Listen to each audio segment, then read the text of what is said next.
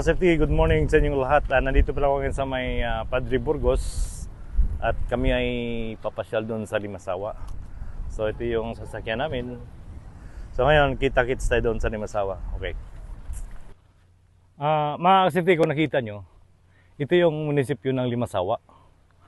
Napakaganda yung munisipyo nila. Biruin nyo, 5 barangay. Sa 5 barangay dyan, isang municipality. So 4 na barangay, isang municipality. So tingnan nyo, napakaganda yung nila, yung munisipyo.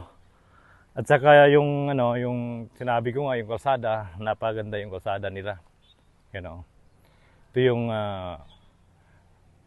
Limasawa Municipal Hall, Southern Leyte. So napakaganda yung nila dito, yung munisipyo. Dito ko ngayon sa may second cross na ginawa ni Magellan.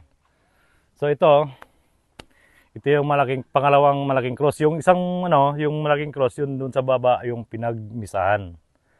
So kung mula dito papunta sa baba, 450 steps pala. Kaya dito kami sa likod dumaan, nag-shortcut kami. Kasi ang layo, aakyatin namin. So ngayon mga ka-safety, maya-maya pupuntahan namin yung first cross na doon unang pinagmisahan ni Magellan dito sa Pilipinas, sa buong Pilipinas. Okay mga ka-safety, kita-kits sa doon sa baba. Mga ka-safety, nandito kami sa museum kung nandito yung mga nila ni Magellan at saka ni sino yun, madam? Si Raha Colombo. So kung nakita niyo yung lugar, ito yung 450 feet papunta doon sa second cross. So yung first cross nandito. Dito sa sa loob. So dito sila nagmas. Dito ginanap yung unang misa dito sa Pilipinas. Pinakaunang misa sa Pilipinas yung sa Limasawa Island. Okay. So ngayon bubuksan namin at kami ay papasok sa loob. Ayan. Nandito na tayo sa museum kung saan dito ginanap yung unang misa dito sa Pilipinas. Noong 1521, March 31. So ngayon, ito yung mga nila, yung mga estatuan nila ni pasukin natin at kilalanin natin yung mga So ito yung first cross. So kung nakita nyo yung sa kabila, yung pinuntahan namin sa kabila, ito yung second cross. So ngayon, pakilala ko sa inyo kung sino yung unang nakapunta dito sa Limasawa. So ngayon, ito pala ito si Raha Colombo. Ito si Raha Colombo, ito yung pinakaunang nakatuklas dito. So ito si Magellan pala, dumaan siya, galing pa siya ng Samar at bali naglalakbay siya dito sa laot at nadaanan niyang Limasawa, parang may parang bonfire. So ngayon, ang kasama pala ni Raha Colombo, si Raha Shaho. Ito pala si Raha Shaho, galing pa ito ng Butuan. Ito si Raha Shaho. So ito si Magellan at ito naman yung isang sundalo ni Magellan. Okay. At ito naman si Father Pedro Valderrama. So ito yung pinakaunang pare na nagmisa dito sa Limasawa sa buong Pilipinas. So dito ginanap yung unang misa sa Limasawa sa buong Pilipinas. So lumipat ito sa Cebu at doon ang pangalawang misa sa Cebu. So ngayon mga ka-safety, baka akala nyo yung Limasawa ay pinangalanan ni Magellan. Ang unang nakatuklas ng Limasawa si Raha Colombo. Ito si Raha Colombo. So ngayon, nung pagdating na Raha Colombo, yung pinangalan niya sa Limasawa ay, nung binata pa siya, Masawa. So, Masawa ang tawag dito, Masawa.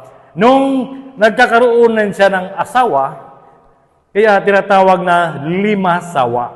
Okay. So yung 5 sawa, 5 yung asawa niya dito, si Raha Kulambo. So ngayon, ang pakilala ko sa inyo yung asawa ni Raha Kulambo. Ito pala si Raha Kulambo ito ay Indonesia. So ito ay galing pa ng Indonesia. Si Raha Kulambo, yung unang asawa niya ay si Rina Tirana. So ngayon, nung pagdating ni Magellan, binago.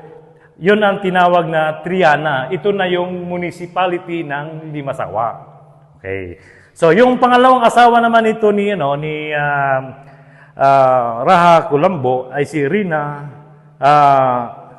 Pujing. Si Rina Pujing. So ngayon, binago ni Magellan, Barangay Magallanes na. Okay. So, yung pangatlong asawa ni Raha Kulambo ay si Rina Uzaza. So ngayon, binago na ni Magellan na Barangay San Agustin. Okay. So ngayon, yung pang-apat na asawa nito si Raha Kulambo ay si Rina Panday. So ngayon, binago ni Magellan, tinatawag na Barangay Lugsungan. Okay. So ngayon, ang pangalimang asawa ni Raha Kulambo ay si Rina Maanya. So yun pala si Rina Maanya, ito pala ang pinakamagandang asawa ni Raha Kulambo. So babaero pala ito si Raha Kulambo, mga kasifri. So ito ay nung dumating si Magellan ay binago na yung pangalan ng Barangay San Fernando. Okay. So ngayon mga kasifri, gaya ng sinabi ko sa inyo, yung unang nakatuklas dito sa Limasawa ay si Raha Kulambo na taga-Indonesia. So, nung dumating pala si Magellan dito is March 28.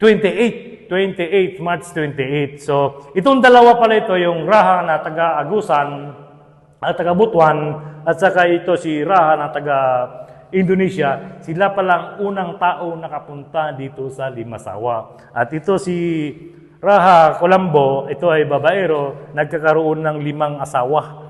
So ito nga tinatawag na, nung binata pa siya, ay tinatawag na Masawa. So ngayon, binago na. Nung nagkakaroon ito ng 5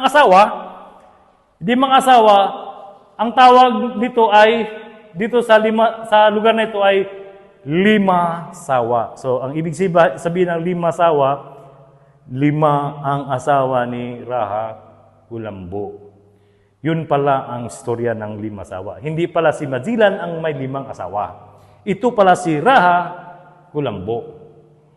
So, ngayon mga kasipig, kung alam nyo lang dito sa Limasawa, ang registered voters pala dito sa Limasawa is 6,000. 6,000 ang registered voters dito ngayon sa Limasawa. So ngayon ang Limasawa may na sila, municipality dito. Ito yung barangay